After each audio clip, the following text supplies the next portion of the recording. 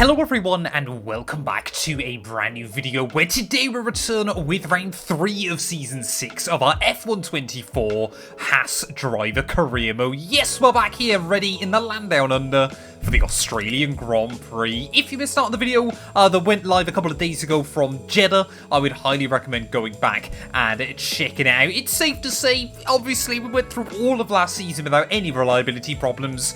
2 races back with Ferrari power and the engine went bang.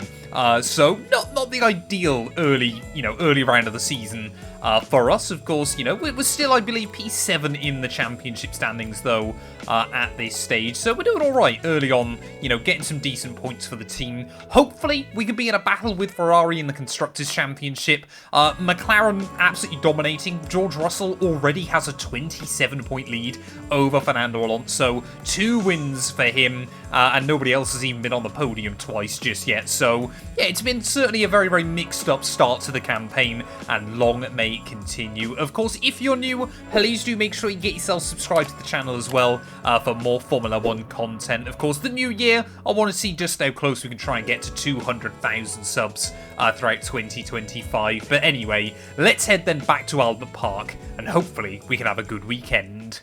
Hello everyone, it is time for qualifying at one of our very favourite stops on the calendar. It's Albert Park, and we're about to take the cars right up to the edge.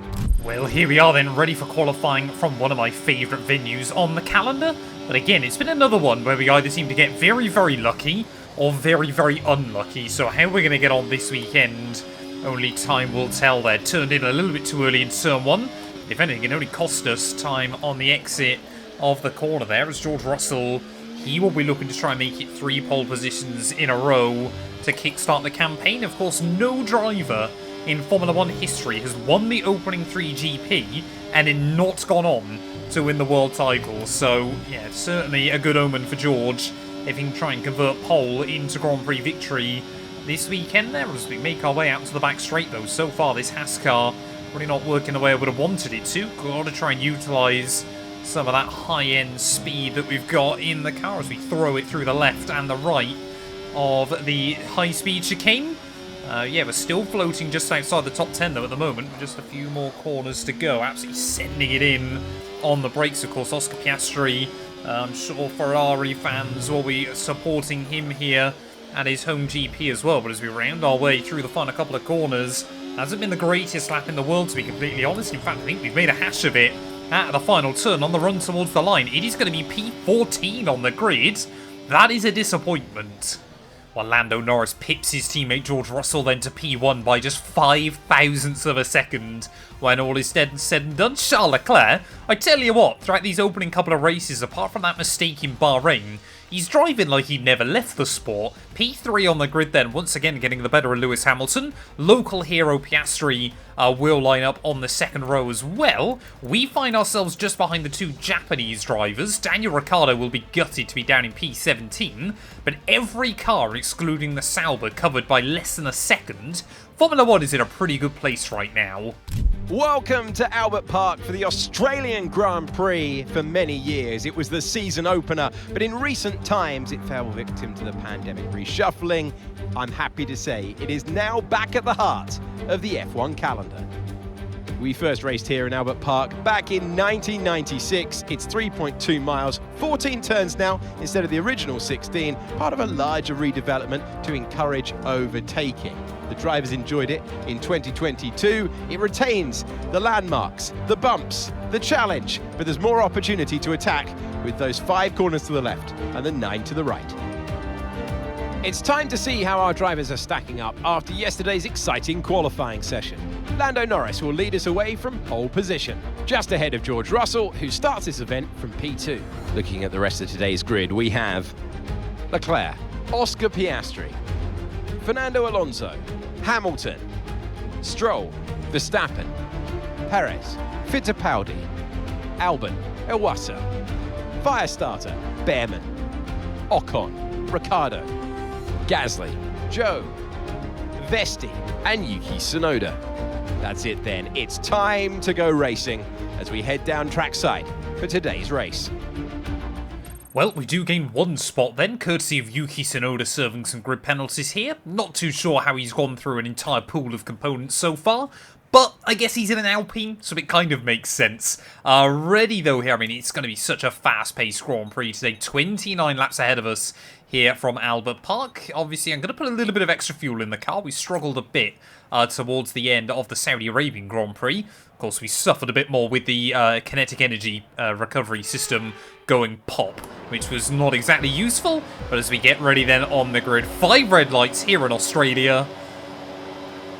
And it is going to be lights out, and away we go there. Fairly clean, tidy getaway as we make our way down in towards turn 1. Ollie Behrman. Oh, we actually find an avenue around the outside of a handful of cars through turn 1. Luckily able to keep it between the white lines there. I think Verstappen, a slow starter there, just kind of got boxed in on the inside at turn 1. Albon, I thought about trying to switch him there, but he covers us off nicely in through the next couple of turns. You see Fittipaldi and Verstappen going wheel to wheel as we make our way through turn 5. So yeah, everybody on that one. It's been a little bit nip and tuck, but everybody seems to have done a pretty good job just keeping it fairly clean and tidy off the start of this GP. But yeah, very, very weird to be back at Albert Park inside this game, of course, because I believe on the day this video goes live, I will be coming home, or I will have just made it back home from my trip to Australia. So I think this is literally one of, if not the last video I've got to record before I go away. But obviously, yeah, crazy to think about. Obviously, when I'm recording this, in less than a week's time, I will be actually at the Albert Park circuit. Not for a race or anything, but just because I'll be staying in Melbourne. So, yeah, massive thank you to everybody who continued to watch the videos whilst I was away. It has been a Herculean effort between me and my editor to try and get all of these videos out by the end, or obviously whilst I'm away, get them all recorded in advance. But yeah, I must admit, yeah, 2025 I think is going to be a good year as well. But anyway, let's try and knuckle down. I want to try and move past the Williams. Of course, we know that Williams still a very, very competitive car in a straight line on this game. We'll try and have a look around the outside though. As you can see, I mean, we get alongside him there, and then we've just got nothing extra. A bit of a wall of death scenario as we'll go the long way around. Luckily, we've got the confidence to swoop past Alex Albon in through that chicane there, and just see there are some battles up in front. The Red Bull's really, really struggling there, as yeah, still one of the McLarens leading the way, but the other one not a million miles behind either. Well, Bahrain isn't quite as bad for it, but Jeddah and Australia right at the start of the year, you've got to be so strategic with where you go for your overtakes on the AI drivers, of course, because as soon as someone loses the DRS, you really do drop away very, very quickly there.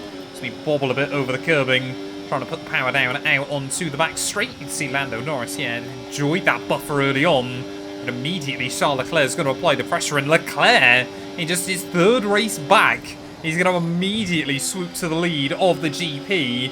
So Ferrari wishing they still had their old, driver lineup of 2 Formula 1 world champions there. Around the outside of Fittipaldi, though, will try and go. The young Brazilian still has a lot to learn in this sport, and we are up into the points. Well, no idea what's been going on at the front of the field, but it looks like pretty much everybody now, from myself down to Fittipaldi in 11th, is back in one train. We've kind of seen it early on this year, that obviously your big 5 teams and your smaller teams kind of spread out, but yeah, we just always seem to be able to bridge that gap. Reigning double world champion, you'd hope we're able to get a little bit more out of the car than your standard Formula 1 driver. We've got a 5-time Formula 1 world champion just in front of me, though, in this alternate universe. Of course, Max Verstappen winning the IRL and in-game 2024 season.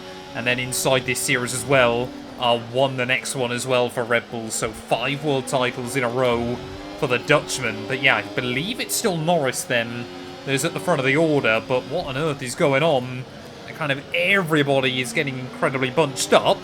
We made the undercut work in Jeddah. By doing that, I'm not going to make it work here, though. My brain kind of switched off then as I was trying to just focus on saving the car. Didn't actually realise as well that Fittipaldi had clearly made a little bit of an error, so he dropped back slightly. But now I need to work with the Brazilians, try and close back in on that top group.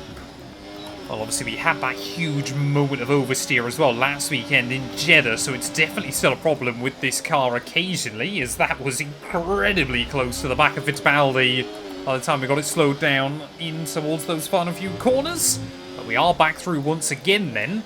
But yeah, Fittipaldi and I, we need to work together, utilise that DRS, because a 3-second deficit is not going to be easy to close up. But let's not worry about it. Get your head down and chin up. There's a long way to go.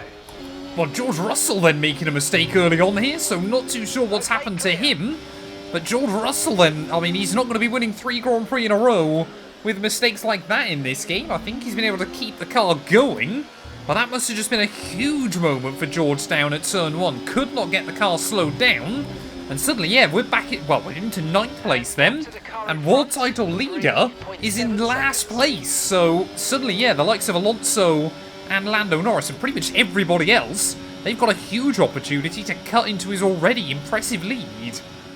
Well, I think Fittipaldi then is going to get the run on me here as we make our way back through this flat out and a revised section. I must admit, I was always a bit sceptical when they changed around the Albert Park circuit, but I think it has worked really, really well.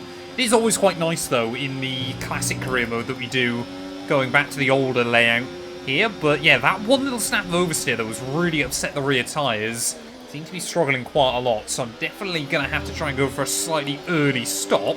I just don't want to pull the trigger too soon. Well, I'm going to try and get the move done on Fittipaldi down this next straight, and then we're going to dive into the pit lane at the end of this lap. I mean, we couldn't have been much closer as diffuser if I wanted to be there. Really trying to work with the Brazilian, but I just don't think he's got enough pace at the moment. I mean, it was a slipstream pass, Mark. It wasn't exactly the most difficult move I'll ever make. But yeah, it's Alonso leading the way at the moment. He did have a buffer at about that pit stop phase last night at Jeddah, but unfortunately Russell got the better of him right towards the end. Yeah, are we going to see the same thing today with the other McLaren car there? I want to see Alonso.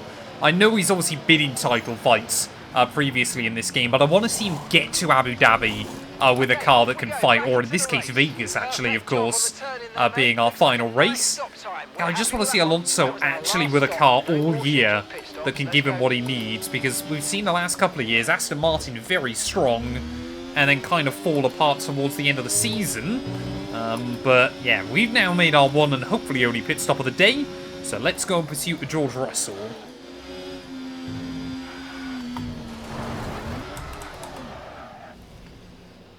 I don't know what's going on with this car right now.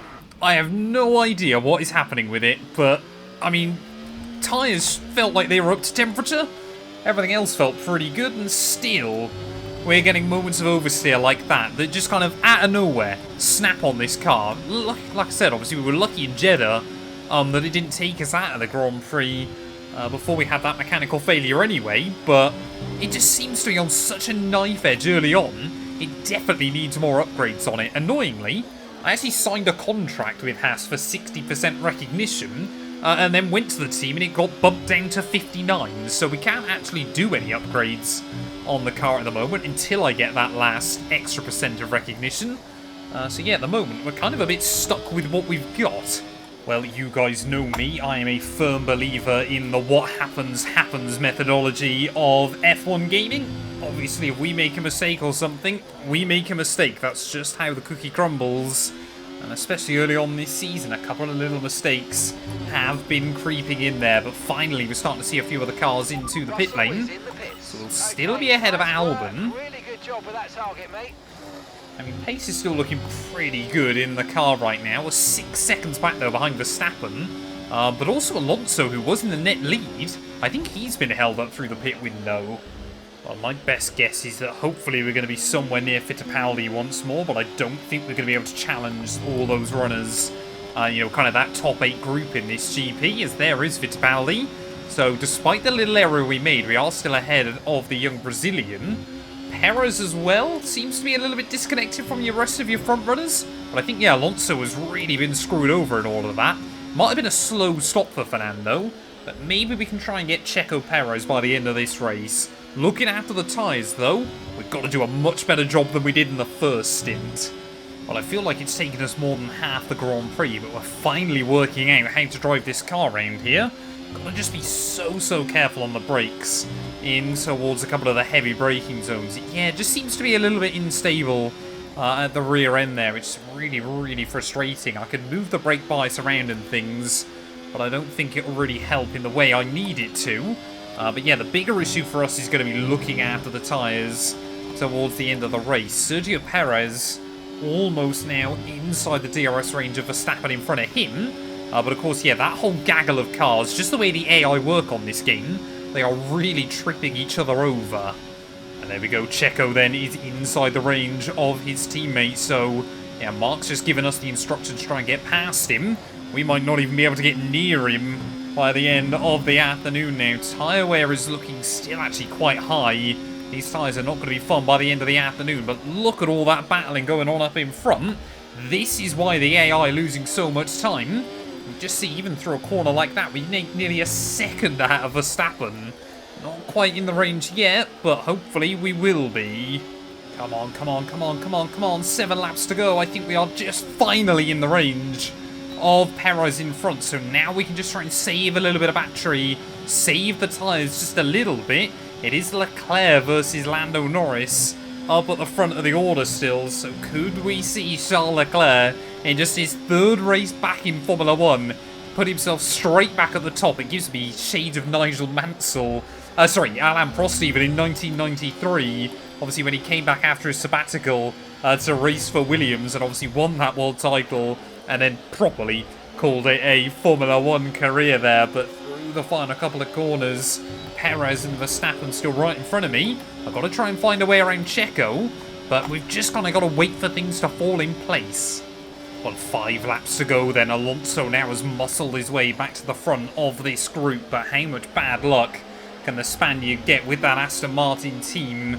Always nice to see him stand on the top step of podium inside this game, but it just always feels like as soon as he gets a couple of good races, as soon as you start talking about him as a potential championship threat, things absolutely fall apart. Can we try and get a run on Sergio Perez though, as we make our way down the back straight? We'll try and have a look around the outside of the Mexican, but I just don't think we've got the legs there. Down that section as Hamilton, I believe that is, going straight back around the outside of Alonso. Obviously the 2 former McLaren teammates. Oh, how different their careers have been since that time. But Hamilton now up into the podium places. So could Mercedes be on for a double podium? That'd be a good turnaround for my former team. But at the moment, we are just stuck. Well, I'm watching Sergio Perez in front here, and I'm just getting a little bit worried that he hasn't got the pace to keep up with those cars in front of him. More worryingly for me, though, is I'm not convinced we'll find a way around Checo by the end of the race if he can stay in the DRS here. Tyres are just starting to give up towards the end of the afternoon. I'm also very impressed we haven't had a single mechanical failure so far in this GP. Every car still out running late on in the day, but as we're now going to try and go for a move on Sergio Perez, he's going to really squeeze me as we make our way down the back straight here. It's not really a straight, but we will make it past and up then into P8 once again of this GP. And you can just see that how, as the laps wind down, everybody is getting more and more aggressive. Piastri almost into the back of Alonso there. He'd love a home race podium as well, but Hamilton has taken back those honours. Oh, Verstappen! I think Verstappen's gone. He's just pulled over to the inside, so he must have an issue on that engine. And Verstappen, for the 2nd weekend in a row, is out of a Formula 1 Grand Prix. Doesn't bode well for us, because of course every time he's DNF'd in a race so far this year, so have we. But Max Verstappen will be apoplectic with rage against his Red Bull organisation there. Back-to-back mechanical failures early on in this season, and that's really harmed us as well. Esteban Ocon's gone. 2 cars have broken down in the space of about 3 corners, so not too sure what's going on. But as soon as I mention how good everybody's reliability has been today, the F1 game likes to retire 2 cars a GP, so I think we kind of reminded the game there, and it kind of went, oh, right, we'll just throw mechanical failures at those 2 cars. But yeah, 2 out late on, and luckily, we have kept in the range of Stroll. Well, as we get ready then to start the last lap of the Australian Grand Prix there, looks like Lando Norris out front. So looking pretty comfortable here. Charles Leclerc, I think, has just made another little error somewhere which has given the McLaren a bit of breathing room. But Hamilton, can he defend for his first podium? I don't know when Lewis Hamilton last got a podium inside this game, but it must have been before we were his teammate, because I know he didn't get a single trophy last year. Meanwhile, we got the most important trophy of them all. Mercedes, I think they do have a stronger car this campaign, just not quite a stronger driver there. Yes, I'm hyping myself up, but as we make our way out towards the back straight, Hamilton desperate to defend from Alonso one final time. I'm just trying to plan when we're going to go for our own overtake here. Hopefully, we can try and move past Lance Stroll. Oh, look at that, Alonso! 2 wheels on the grass as he tries to find a way through. Oscar Piastri is going to go for it as well on Lewis Hamilton. So from third, straight down into P5. You know what? He might lose even more. Stroll and I. Oh, Stroll's going to make it 3 wide there as Hamilton goes from third, all the way down to P7. We will take the cheekiest double overtake you'll ever see in your life. And as we round our way in towards the final couple of corners, Lando Norris will take the win here in Albert Park. Alonso will come through for P3. Charles Leclerc in P2. For us, it is P5. Out of the last corner for the last time, Lando Norris is victorious.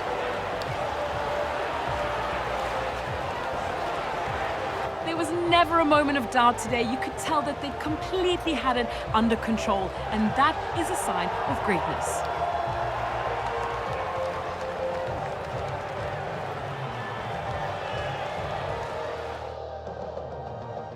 Our drivers are making their way out for the podium celebrations, and it's going to be McLaren picking up the winner's trophy. Congratulations to the entire team for that fantastic performance.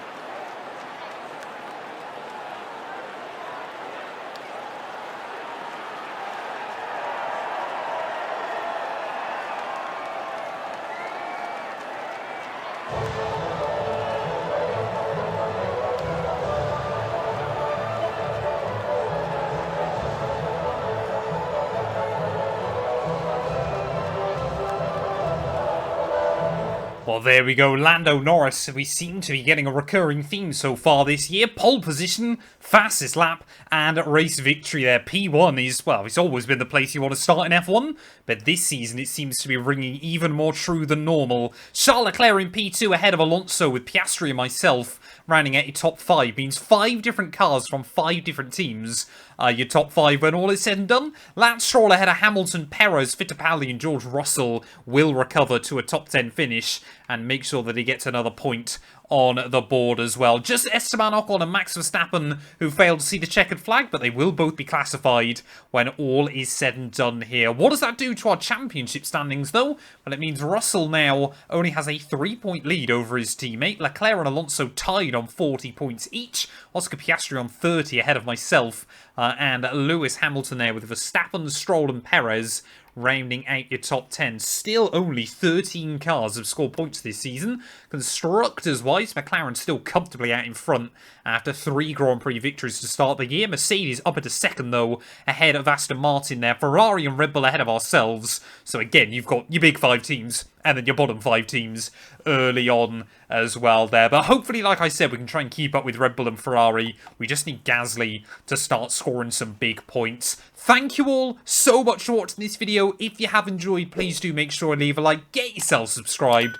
and we'll be back very soon when Formula 1 returns ready for the Japanese Grand Prix at Suzuka.